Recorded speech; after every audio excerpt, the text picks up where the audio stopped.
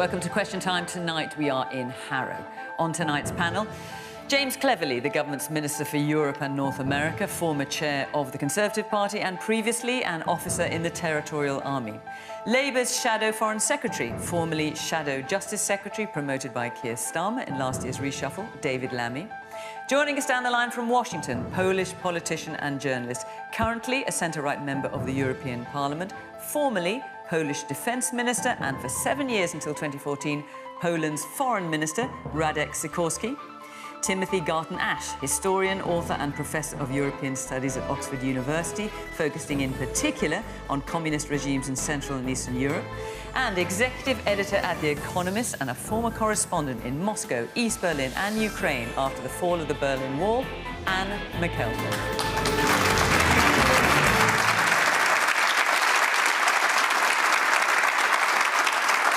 Good evening. Welcome to my panel. Welcome to our audience here in Harrow. Welcome to Radek, who's joining us down the line. And, of course, welcome to you at home. Do join in the conversation on this historic and rather sobering day on social media in the usual way at BBC Question Time. Let's hear what you've got to say about tonight's topics.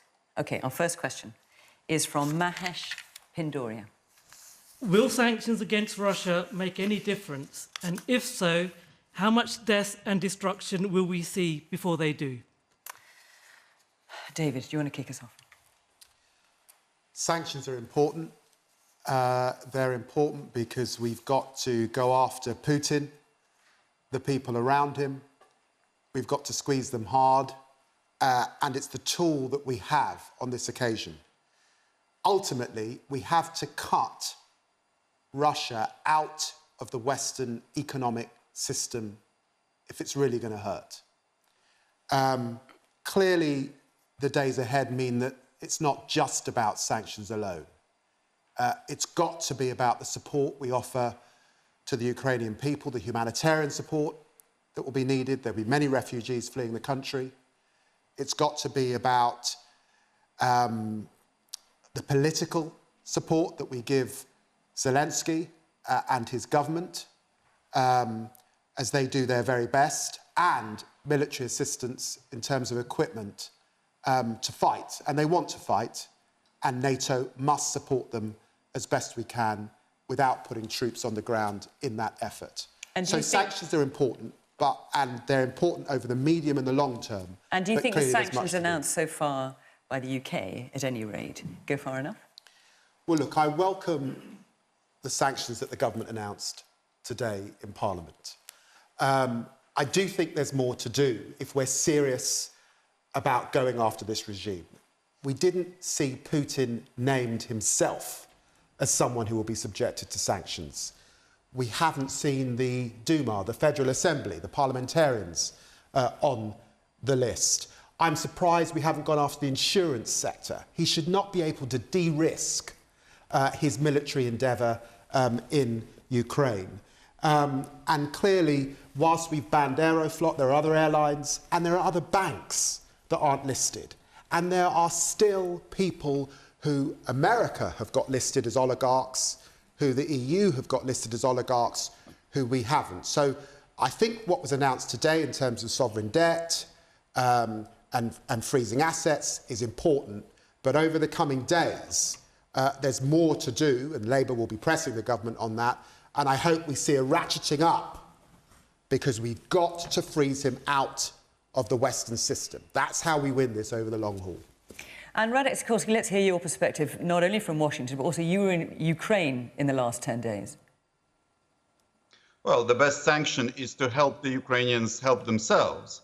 And I salute Britain for delivering anti-tank weapons to Ukraine. Anti-aircraft weapons are also being delivered. As regards sanctions, we need to close down the Russian laundromat in the City of London and in the property market in London. These people should not be allowed to steal the money of the Russian people and then to enjoy them in the West and in the various tax havens.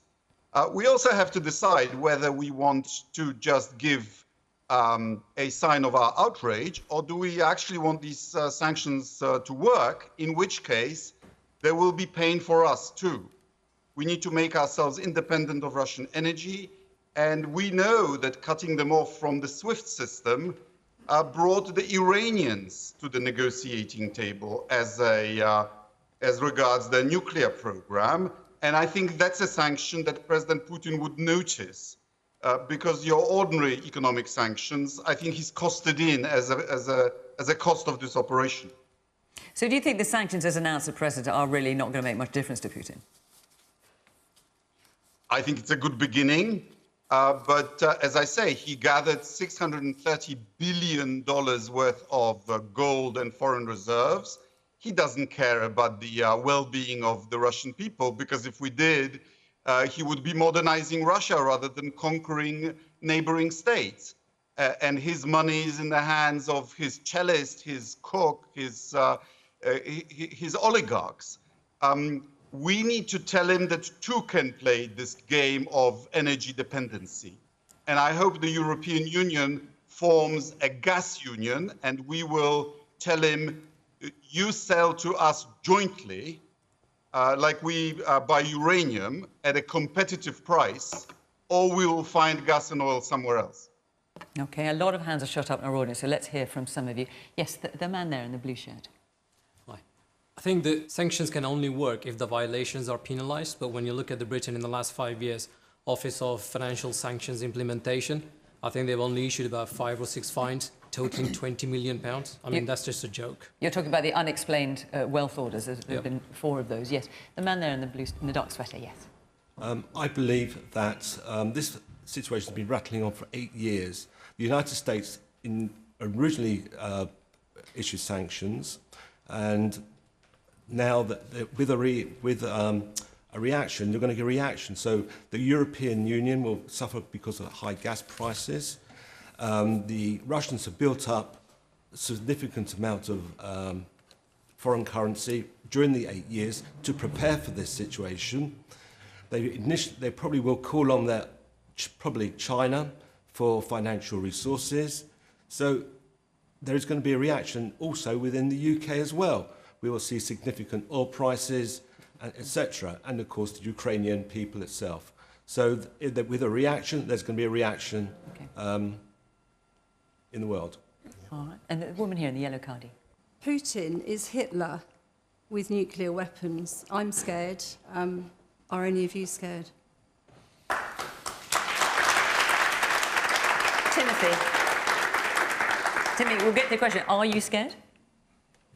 We should all be scared, and we should be prepared for much more threatening behavior coming our way. You know, we keep making the same mistake. We keep thinking this stuff is happening over there in Eastern Europe and it's not going to affect us.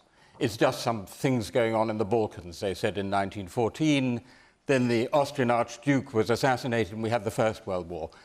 Neville Chamberlain said Czechoslovakia is a faraway country of which we know little. A year later, we were in the Second World War. Who cares about Poland being engulfed by Joseph Stalin? And we had the Cold War. And as the gentleman rightly pointed out there, this didn't start yesterday. It started 8 years ago. 8 years ago, when Putin seized Crimea, a part of Ukraine, and started the military action in the easternmost part of Ukraine, which is where the trouble started this week. And here's the problem with sanctions. Sanctions are slow. They need to be comprehensive. And the other point made was a very good one. You know, very often the loopholes in sanctions are enormous, and they take time to work.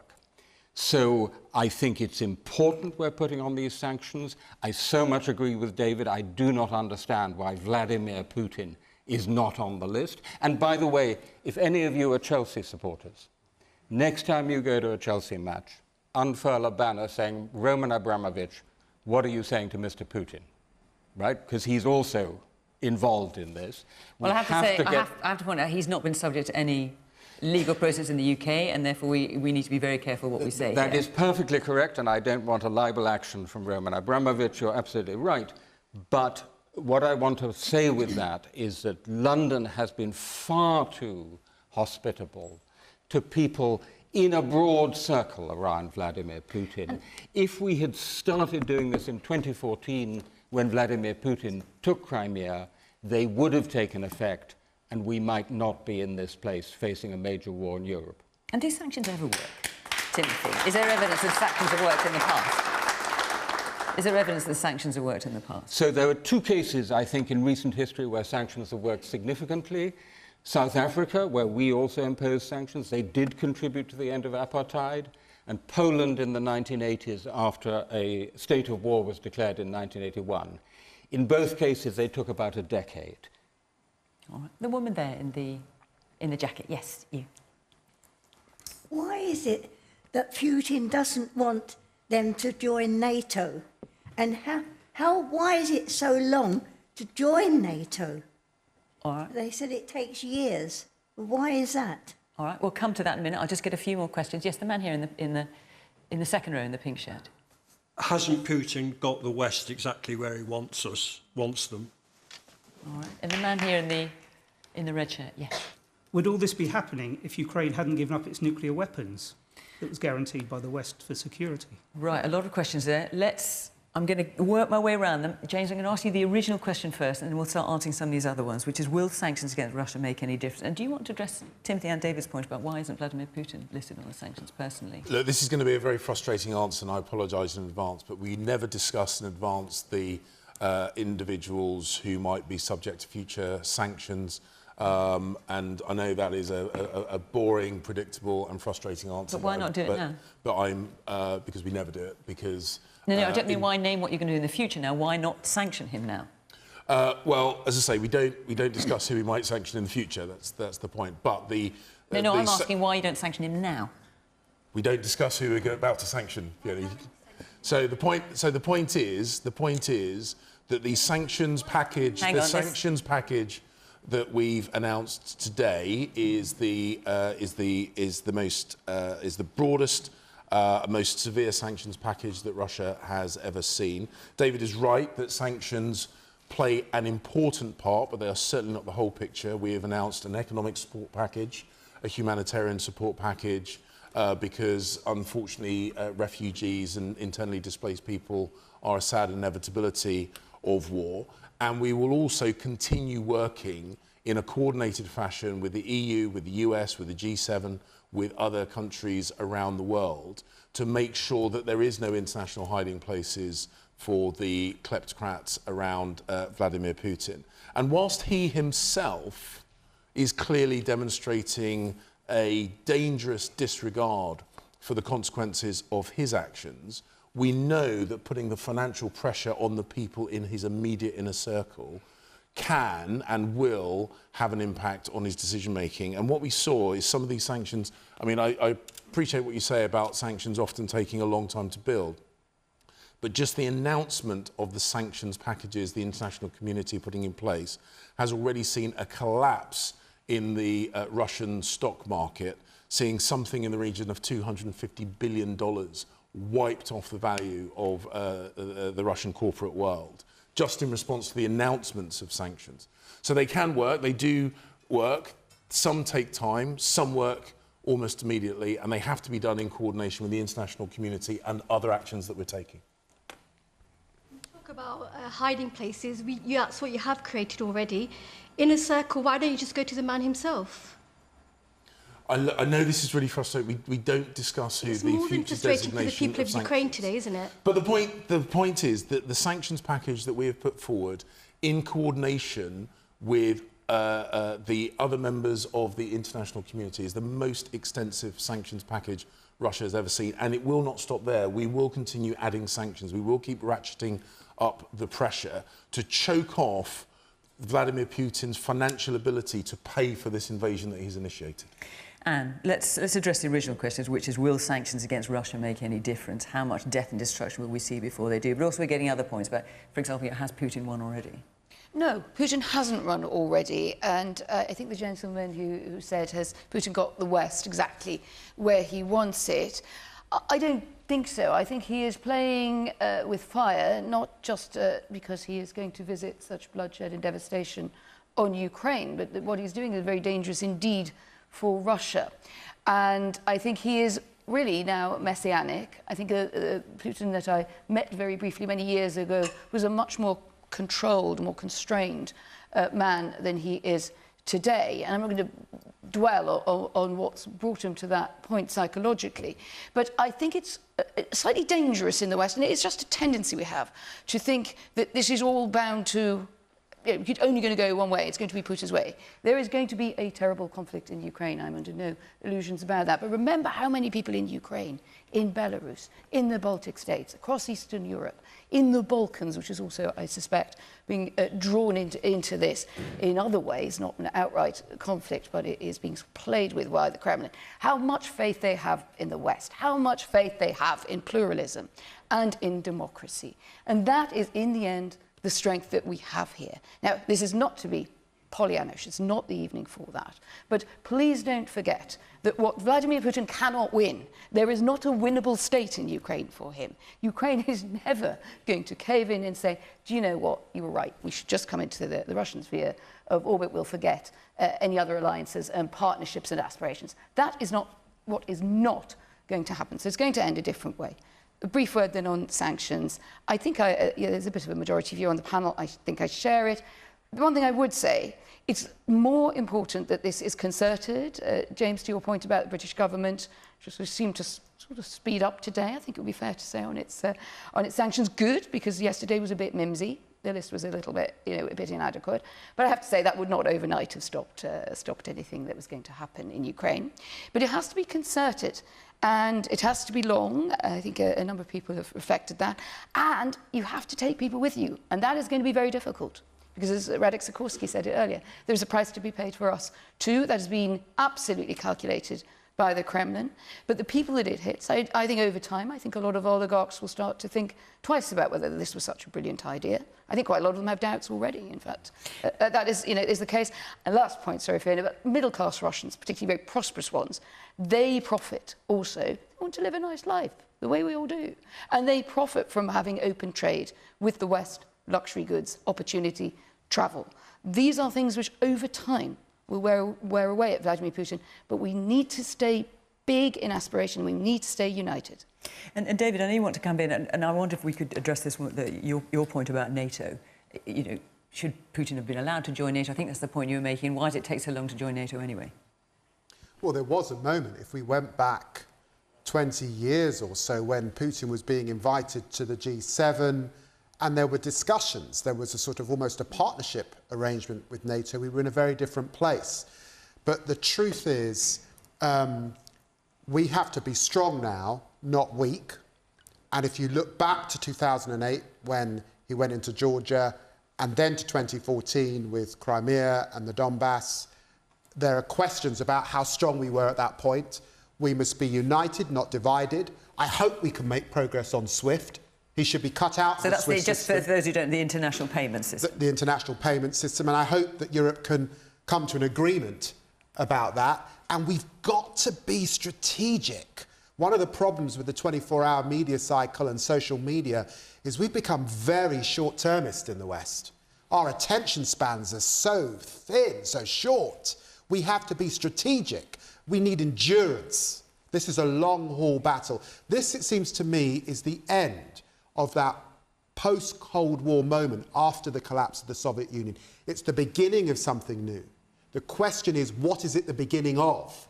And the resolve of not just the West, but the global community to stand up to, in the end, what is imperialism, ethnic nationalism, and authoritarianism. And I'm not scared, because in the end, we always defeat that narrow, nasty point of view. And I say that as the descendant of people who had a gun to their head with that sort of imperialist ideal. So we will win, but it takes endurance, a strategic long haul.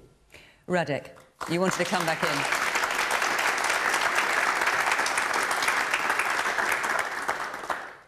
I'd like to make 2 points. First of all, be careful with that NATO argument, because President Putin was trying to make it sound like it was about Ukraine joining NATO. I was at the NATO summit in 2008 in Bucharest when Ukraine applied and was not admitted, and nothing has happened since then. So he's in effect saying, I have to invade because Ukraine might hypothetically join it in 10 or 20 years' time. And the reason Ukraine has not been admitted is not timing, it's not procedures. It's that if you admit someone into NATO, it means you're willing to go to war for them.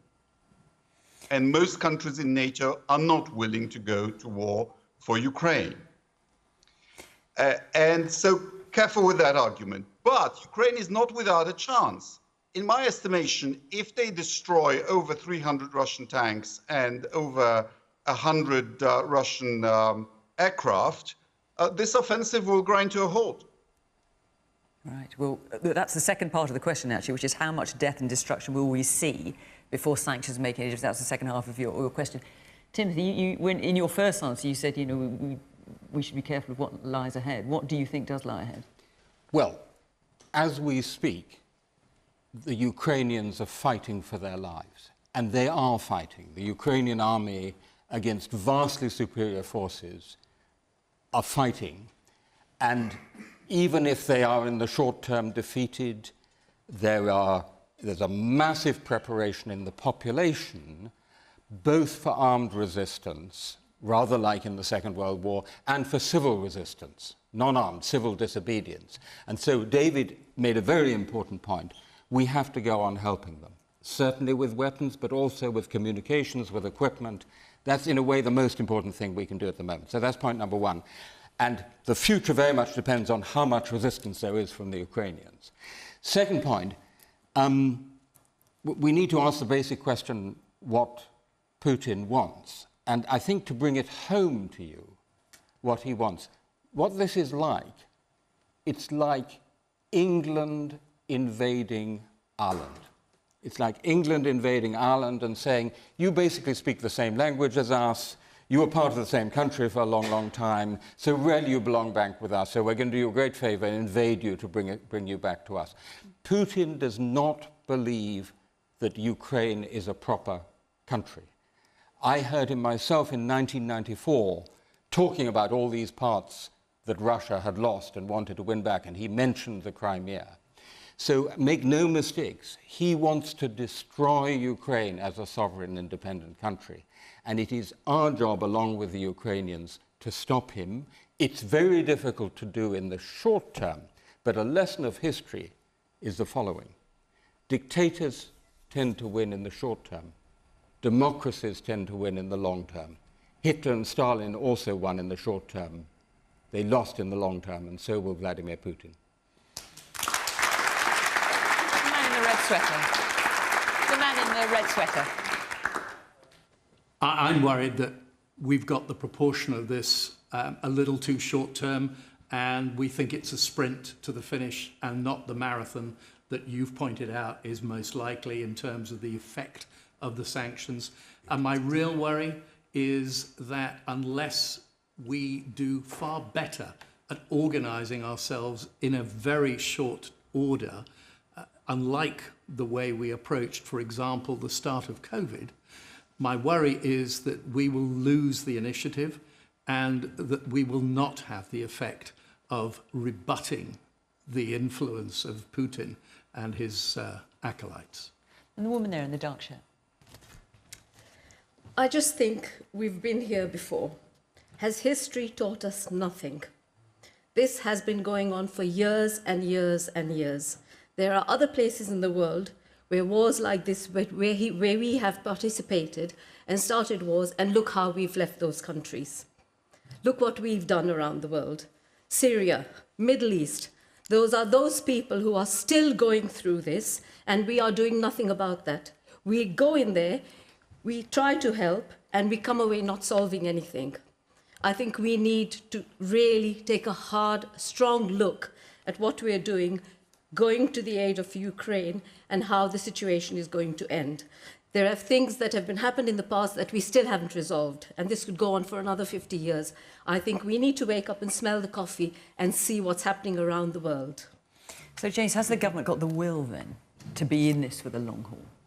Oh, be under no illusion. Be under no illusion. This is unlike I think, almost anything that we've seen in our adult lives. This is the largest accumulation of military might since the Second World War. This is what we now know to be the case, and the intelligence that we put into the public domain gave an indication to this. This has been something that Putin has been brooding over for years. The preparation for this specific attack has been going on for many, many months. The video that he put out this morning, allegedly this morning, we know was videoed days ago, before the vote in the Duma, before the discussion. Yes, but what the woman was getting at, it's not Putin, how long Putin has been preparing, but whether we, as the UK and the government in particular, is prepared to stay in there for the long haul. So we know that Vladimir Putin has been planning this for a very long time, and the only way that we will successfully respond to this is by having strategic patience. The point that the gentleman in the red jumper made is that we will only be successful. I have no doubt we will be successful, but we will only be successful because we have a level of international cooperation, the like of which I don't think I have ever seen. I'm on calls a couple of times a week with my US counterpart, my European counterparts, and other members of the G7. We coordinate very, very closely on the sanctions, on the humanitarian support, and the other thing, and I said this morning when I was doing interviews just after the announcement of this invasion took place, the Ukrainian people will be ferocious in their defence of their home country. We have seen before Russian elite forces taking an airfield and then being beaten back off that airfield by the Ukrainian armed forces. These are tough people. They have been fighting for a number of years, and I have no doubt that they will be ferocious in the defence of their country. And we need to be patient in our support because the stakes are so high in this instance. We absolutely cannot, will not allow Vladimir Putin to get away with this. And I give you an absolute cast-iron guarantee that no one in the international community will let this go unchallenged. I'm going to take another question on this subject in a moment. You just wanted to come back in quickly, Anne. I did, because what I understood from the lady's question was something of a sense which we haven't really heard, but I think a lot of people do feel, a lot of people watching will be asking themselves questions and talking about, which, if we get involved, are we going to make it worse? We have made mistakes in the past. The West is often very fractured, very fragmented. Not everybody agrees on what the right thing to do is or how far NATO should reach. You know, just looking at you nodding there, I think that's the sense of what you said. Just on a point of fact, when you mentioned Syria, the intervention in Syria that made things immeasurably worse for Syria was Russian support for the Syrian dictatorship. So, I mean, just be a bit careful on the sort of everything that the West touches turns to worse. There are plenty of worse players out there in the world today. And I just feel that there is that element of self-doubt. It is absolutely right for the West to be self-questioning. That's what pluralist democracies are all about. If it was a normal week, we could all probably sit here and find loads to disagree about. And that's the spirit of what it is to live in a democracy. That's why it's worth defending. But right now, we don't actually need to be crippled by self-doubt. We're going to go through a very long and arduous process to support Ukraine, not just because it's Ukraine, because it's the values that, however we might disagree politically, we've seen the political parties coming together. We've seen a completely different mood, I think, in the Commons tonight than we would have seen weeks and months ago in terms of a sense of unity. And on that score, we should be very heartened, and we should take that with us into what's going to be a very difficult fight for our values. Okay. We're going to stay on the subject of Ukraine. But before I move on, take another question on, I just want to tell you that next week we're going to be in Norwich, and the following week we will be in Walsall, where Gary Neville is going to be on the panel. That'll be his first time on Question Time. We'd love you to join our audience, be part of the debate. So if you live in or around Norwich or Walsall, do get in touch on the BBC website. You can go to the Question Time website there and follow directions, and it'll tell you how to be part of our audience. OK, let's take another question. Sticking with Ukraine, from Steve Williams. Can you please explain the best and worst case scenarios of what a war with Russia is going to mean for all of us, i.e. the effect of sanctions, cyber attacks, fuel costs and possible shortages? Now, are you worried about that, Steve? I'm worried on the basis that we've just come out of a pandemic and obviously have put an awful lot of spend in to try and get the country back into some sort of shape. Obviously, in the last week or so, there's been a huge debate on lateral flow tests and are we going to pay for them, have them, and so on. And obviously, you're looking at prices and such like going up for fuel, for goods, and so on for all of us. This, I think, is probably going to add to the woe that we're going to feel. And yes, I'm concerned as to where this might go, especially over, if it goes for months and possibly years. Okay. Radislaw Sikorski. I made the point before that there is no cheap way of doing sanctions, and the gentleman is right that confronting Russia, nobody is talking about going to war with Russia, will be expensive. But think about it this way. A general rearmament of the West, if we find that we have to increase our defense budgets to face an aggressive Putin, will be much more expensive, let alone if he launches a war against the Baltic states and therefore NATO. So I think a bit of economic sacrifice now can save us a great deal of money later. So, James, a bit of economic sacrifice. I mean, that's a point well made by Radek, but in a sense, if you're the person who's having to make the economic sacrifice, it's not easy at all. Absolutely. I mean, there is a well-known saying that to govern is to choose. But sometimes in government, you realise that you don't really have a choice. The simple fact of the matter is that the decision made by Vladimir Putin to invade Ukraine will impose a human cost, an economic cost, not just in Ukraine, but across the world. And frankly, we don't have a choice as to whether or not we respond to that. We have to respond to that. Even if we didn't respond to that, and the point that we've just heard, even if we didn't respond to it immediately, those costs would come knocking at our door, those fuel costs, those human costs, the pain and suffering of the Ukrainian people, refugee flows across Europe. These things would be inevitable. We would have to deal with them. It would cost us, and it would cost us dear. Now, the only choice we have is, do we deal with this now? Do we deal with this in a way that hopefully limits that pain and suffering, limits that human and economic cost? Or do we sit on our hands, wait for the pain to come washing up on our shores, as inevitably it will, and then pay a higher price, and higher economic price, a higher human cost? And I think when you look at it that way, and that is how you do have to look at it, frankly, we don't have a choice. We have to deal with this now. We have to deal with this robustly, and we will regret it if we don't. So what should we be bracing ourselves for then? Because that's the question. What are the best and worst case scenarios? I mean, we've seen the price of oil and gas shoot through the roof today. Should we be expecting far higher energy bills? Should we be expecting cyber attacks on the NHS, as we saw beforehand? What should we be preparing for? Well, I don't think it would be credible or possible for me to explore all the scenarios. I don't think necessarily it would be politically useful, but defending democracy, defending the rule of law, defending our values does come at a cost, and it's a cost that we have to be willing to pay. And we are going to have to expect aggression, whether it be digitally or physically, from Russia. We are going to have to expect pressure on fuel prices. But as I say, the fact is we don't have a choice in this matter. The choices were made for the entire world when Vladimir Putin did what was a huge strategic error, and that was to invade Ukraine. Timothy, the best and worst case scenarios. So James is absolutely right. The food prices would go up a bit, the petrol prices will go up a bit, whatever we do. That's irrespective of us. And it's rather important to say that while Britain has left the EU, it has not left NATO. And the consequence of that is that our front line is at the western frontier of Russia, Belarus, and the Ukraine. That is our front line, and in NATO the principle is all for one and one for all, the Article 5 guarantee. So amongst other things we have to do, and we have no way out of this, we have to ensure the defense of our own eastern frontier.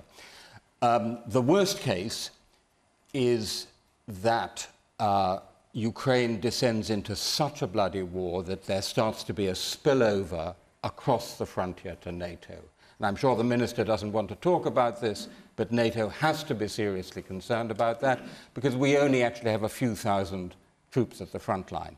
The best case is not very good, but the best case is that the Ukrainians are so successful in defending themselves, and that is still possible with a little help from their friends, that they give Vladimir Putin a bloody nose, and he has to sue for peace. He has himself to settle while the ruble plunges through the floor, the Russian stock market plunges through the floor. And by the way, very important point, this is not a war that the Russian people want.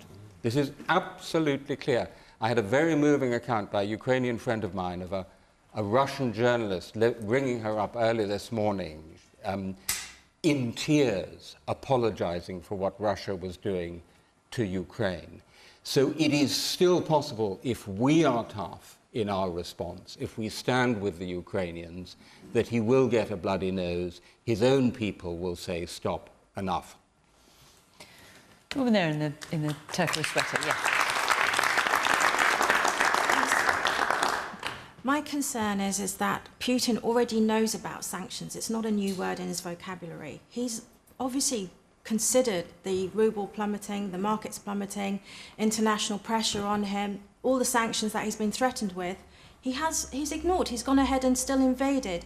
What else have we got in our ammunition without literally using ammunition to de-escalate where we are today? All right, the man there in the blue shirt.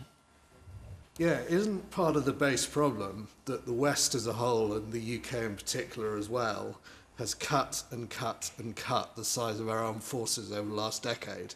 So no wonder that other countries don't see us having the same strength that we used to have, and maybe we should be spending more on things like the armed forces and less on things like Brexit. Quite sure how that calculation would be made. I was about to say, I was pleased you brought up the armed forces. I do rather agree with you on that. I would say, however, Britain does pay its NATO dues. We pay properly what is asked for us there. We are very active in NATO. Just as I know, God, the B word had to come up though, didn't it? But I just want to say one thing on this, because everyone will have their view in the audience on Brexit. I think if this is the time when we can really put some of those rows, some of those fissures, which I know are very deeply held, this is the time to put that aside. There's plenty to be sorted out on Brexit. There is plenty that still needs to be addressed, and as if you're pro it, you think is not factored in enough or not celebrated. If you're against it, you'll think with so many problems, Northern Ireland Protocol, etc. Of course, that needs to happen. It's a job of government to do it, and the opposition to be constructive and critical at the same time. But I sometimes think we have indulged ourselves in the West in getting into arguments that really we're almost blinding ourselves to the bigger picture. Now we've had this rude reminder. I do agree with you on spending, but I would say, I was just reading this morning, everyone was probably too busy doing more, going on with their lives, but the head of the German army has written a screed complaining about the fact that he has been left in a position where he doesn't feel that the army can step up in Germany, in the biggest, the richest, the most potentially powerful country in Europe. And this is not just a British problem. We have, to an extent, we've all ducked it. We all thought we had better things to do. Well, now we find that this is the thing to do. Radek. Well, I just like to back up the argument of the last gentleman. Because most people don't realize how far the West has disarmed in the last couple of decades. Let me give you just one piece of statistic. Germany has 250 tanks. France has 240 tanks. Britain has 200 tanks. Russia, I double-checked because I couldn't believe it, has 13,000 tanks, of which about 3,500 are quite modern. We have to stop consuming the peace dividend because peace is over. But Radek, no one is suggesting, even with all the tanks in the world, that the West would go into Ukraine or that would actually fight Russia. Or is that something that you want to be held in reserve as a real possibility? No, of course not. But to be credible in deterring President Putin, you have to have a counterforce. And we don't. David. Look, I think that if you're Putin, you see Biden sinking in the polls, you see Boris Johnson sinking in the polls, You see Emmanuel Macron facing an election in France. You see a new president in Germany. You see rising inflation in all of those countries. And you see an energy crisis looming. And you pick your moment. And this is his moment. And so the question for us, and there was a question about the pain. Yes, there will be pain.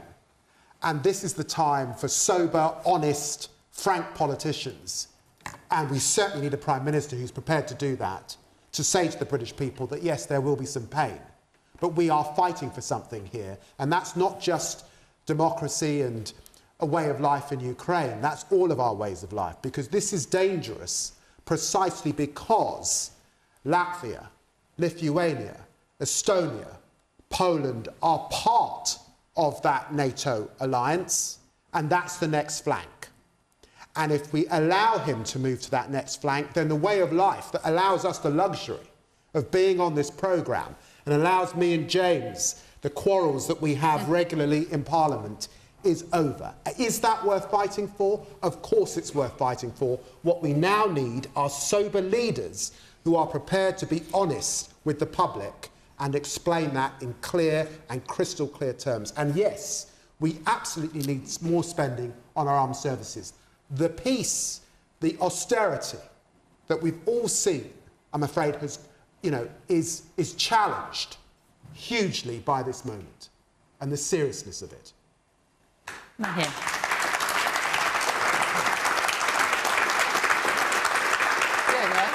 Can I just ask, did David just did make a pledge to raise defence spending under a Labour government? You did seem to be suggesting that you would spend more on the armed forces. Just write it down for later. I think you did. We have been very critical of the spending on the armed forces. I'm quite sure a future Labour government would spend more. It's clear that the moment that we're in and the reliance that we will need on the United States particularly, because there will now be more troops on the eastern flank, require European countries to step up. But there's also, if I may, one other thing that this government can do. So I was a passionate Remainer, passionately opposed to Brexit, but Anne is absolutely right. There can be no Remainers or Leavers faced with an existential challenge like this. We have to be together. But there is something else we can do, which is in the last couple of years we've had a very bad relationship with the EU, with our European partners. And if we're to sustain the unity of the West that we have all been talking about, then this is the perfect moment to try and reset and repair our relationship with our European partners, as well, of course, as our good relationship with the United States, because heavens above, we have a common enemy, a common threat. And that's so important because the gentleman over there said, we will pay a price. That's true. But Germany gets 55% of its gas from Russia, about a quarter of its oil. So the lights threaten to go out in Dusseldorf and Munich if Putin turns off the gas tap. So the potential cost for our continental partners, also Italy, also many East European partners, is very high. So it really needs a coordinated approach, Britain with our European partners, with the rest of the West.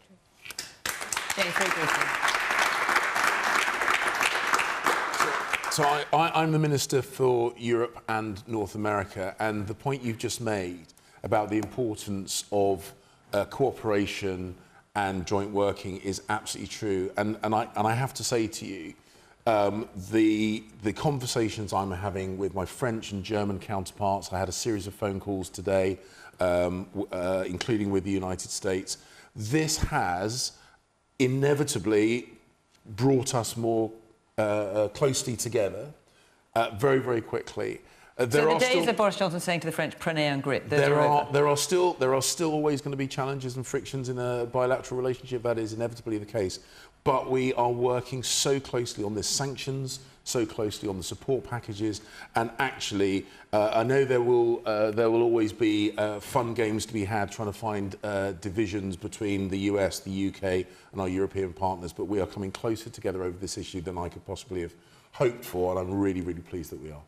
We haven't got that much left on the programme. A number of you asked about the fact that the COVID restrictions are being lifted in England today. Do you want to move to that, or do you want to keep talking about Ukraine? Ukraine. OK, well, let's keep going on that. Let's hear from the man here in the white cardigan. Yeah, Radek mentioned about the the London laundromat, and it's not something we should be proud of that we have it here. The anti-money laundering legislation has been there for decades. Banks get occasionally fined, but it's a bit of a magnet for dirty money. There's been golden visas. Perhaps it's an opportunity to revisit those. I think 12,000 in the last 7 years. And also football club was mentioned, but it's not the only football club that has dubious funding. So perhaps it's an opportunity to clean up the whole act, because it's a bit of an embarrassing that we have this dirty money. The woman in the middle towards the back. The woman in the middle towards the back, if you can get a microphone that far. So we talked about the pain in the short term, but are we doing anything to mitigate that pain? So things like focusing on cybersecurity, investing more in things like that, rather than just focusing on the armed forces. We should also protect ourselves and look after security within our country as well. You're nodding your head there. Yeah, and I've come from an armed forces background. I've been reserve forces officer for most of my adult life, so I am biased. But it's not just about the number of soldiers. And actually, as well as being the Minister for Europe and North America, I'm also the Minister for Space. And actually, satellites. What, the whole of space? The whole of space. Wow! The whole of space.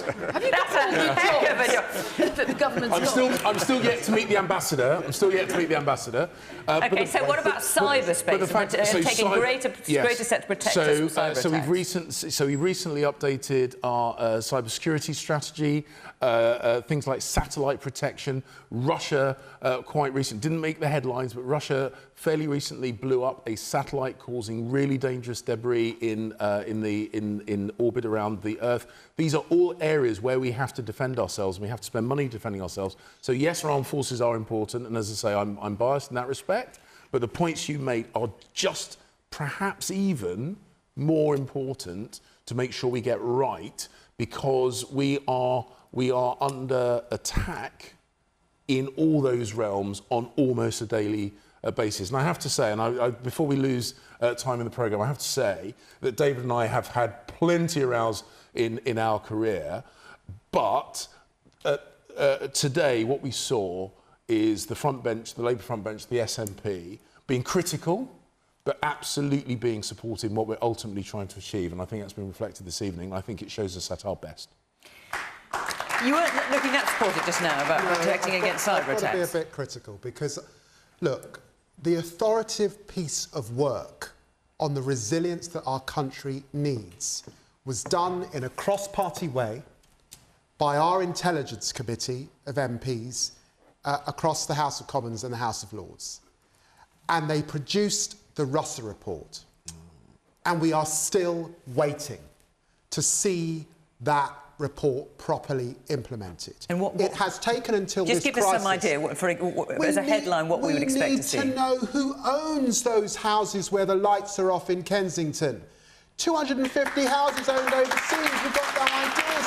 We need to crack down on those shell companies. We've got drug running in London with money going round. We're the cocaine capital of Britain in London, with kids being trafficked.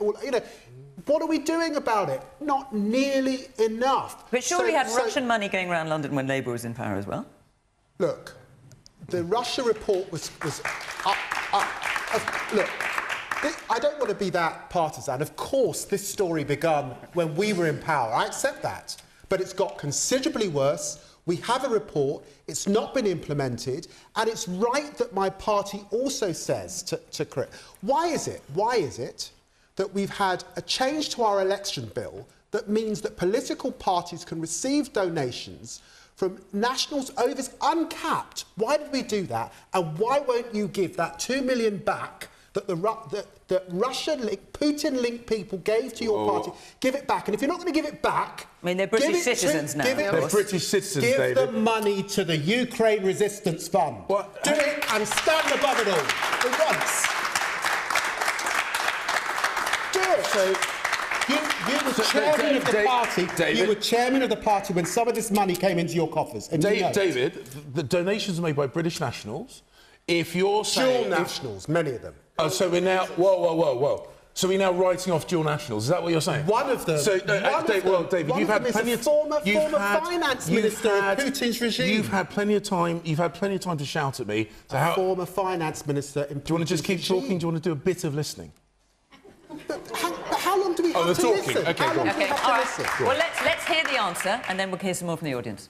So the donations that we received from British nationals, legitimate donors, registered with the Electoral Commission, and I think you should be very, very careful of just implying that all Russians are dirty, all Russian money...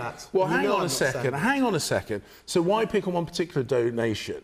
Why pick on one particular donation? So my family has come from a country, Sierra Leone, which has had corruption. And I would be deeply, deeply offended if you were to imply that all Sierra Leoneans were dirty because some Sierra Leoneans are. James. And so to suggest... No, David, you've done a lot of talking. So to suggest that all donations from Russians are somehow dirty because some Russians are corrupt is deeply, deeply racist. No. And if you were to do it against any other racial group, you would be pilloried. I'm sorry, hang on a minute. Timothy, you're sitting there with a wry smile on your face listening to this. Would you like to share your thoughts? I was just thinking it's a great example of Western unity we're showing. You know,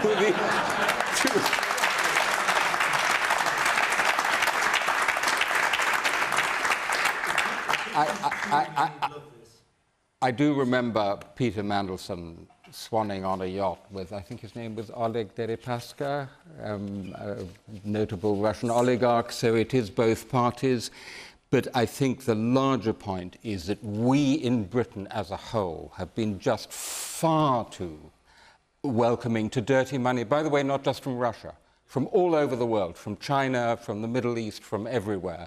And it's become a real running sore of our country, and I think we together have to do something about it.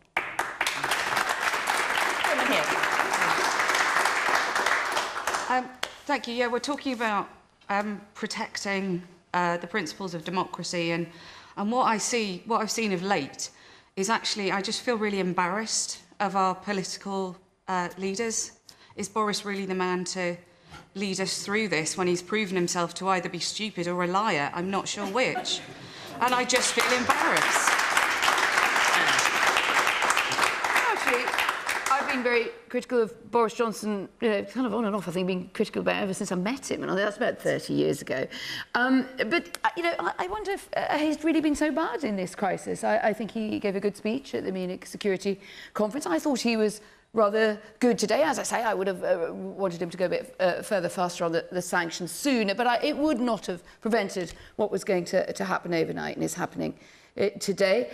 No, I don't really. The Conservative Party can sort out its own troubles with Boris Johnson and its Partygate allegations. And of course, there will be the kind of robust discussion we've just seen on the panel between two warring political parties. But this is the time, I'm afraid, where I do look at that kind of criticism and say, I'm sorry, because you obviously feel it very strongly, we'll have to drink together afterwards. But I just think this is what it is. This is what a parliamentary democracy is. It is that you can feel so strongly that you can sit here and say this on a programme that you could not say this now on Russian television in any mainstream way, not just on Russian television, but increasingly being clamped down on everything, on the internet, in the papers, in the magazines.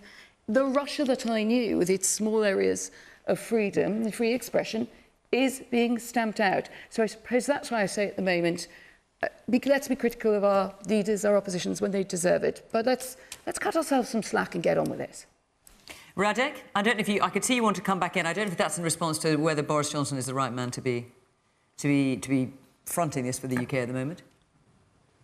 Well, I think credit where credit is due. Boris's decision to send anti-tank weapons to Ukraine was brave and timely. To send British troops to Poland was also good. And I have to tell you, hearing him in the last few days on Ukraine, I wish we had him on the European Council arguing for tougher sanctions. The man in the red sweater. Yeah, I was just wondering if perhaps this is going to be an opportunity for Boris to have his finest hour. OK, and yes, the man there in the blue jumper, yes. Obviously, Crimea and the action we took against Crimea, against Russia when they invaded Crimea didn't work. and then now he's invaded the whole of Russia. What happens if he invades another non-NATO country? What do you think the action should be then, given that the sanctions are not working? Timothy, is that something that you are concerned could happen? I mean, you've talked about the fact that he's going to take, by invading Ukraine the way that he has, he's right on the border of the NATO states. Do you think it's a real concern that he will go further? So he has effectively already invaded Belarus, which is just next to Ukraine, because he put all his forces in there and they're there for as long as he wants them to be there. So what... But obviously Belarus will... I mean, it's a friendly state to Russia, Belarus. Well, I mean, not if you ask the Belarusian people. Okay. Who In terms of the leader, I take your point. In terms of the leader, a yes. pro-European candidate, and then, the election was stolen in traditional fashion. So I think the minimal aim of Vladimir Putin is to create a new Iron Curtain down the eastern frontier of NATO, so that countries like Belarus, Ukraine, Moldova, Georgia would be stuck in the Russian Empire, whether they like it or not. The other point to make, and it's an excellent question, and this was a point made to me by a very senior NATO general. NATO and the EU have had a very close relationship with Ukraine for many years. Someone once said, Ukraine is not in NATO, but NATO is in the Ukraine. Ukraine is not in the EU, but the EU is in the Ukraine. And what this general said to me was, we have all sorts of non-alliance partners all over the world. Where is our credibility going to be with them? And one of them is Taiwan. And of course, if someone asks the worst-case scenario, one worst-case scenario is Xi Jinping thinks, well, if Comrade Vladimir can get away with it in Ukraine, maybe I'll have a go in Taiwan. Radek, where do you see this going? Well, I think Putin is slightly running out of places to invade within the former Soviet Union. Remember, he just recently sent troops into Kazakhstan. They were apparently withdrawn under Chinese pressure. And he already has troops in Moldova, which was a former Soviet republic. So next on line are former Soviet republics that are in NATO. And, that would be very serious. And how much is this thought exercising the government, James? Oh, very much, very much. I mean, the last call I made, and this is the reason why I was a little late coming to the studio, the last call I made was with the Moldovan foreign minister, who has Russian troops in his country, not at their invitation, I might add.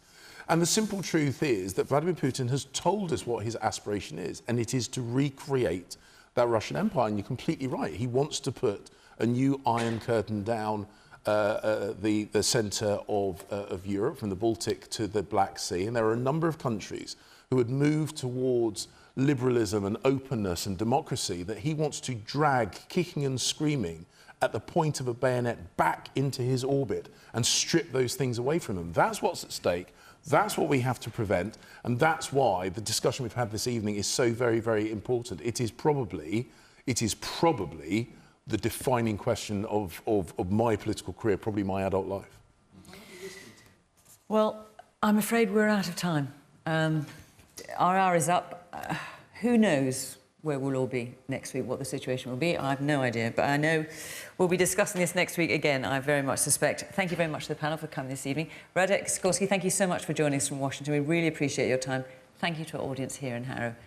And of course, thank you to you at home for watching. From Question Time in Harrow. Bye-bye.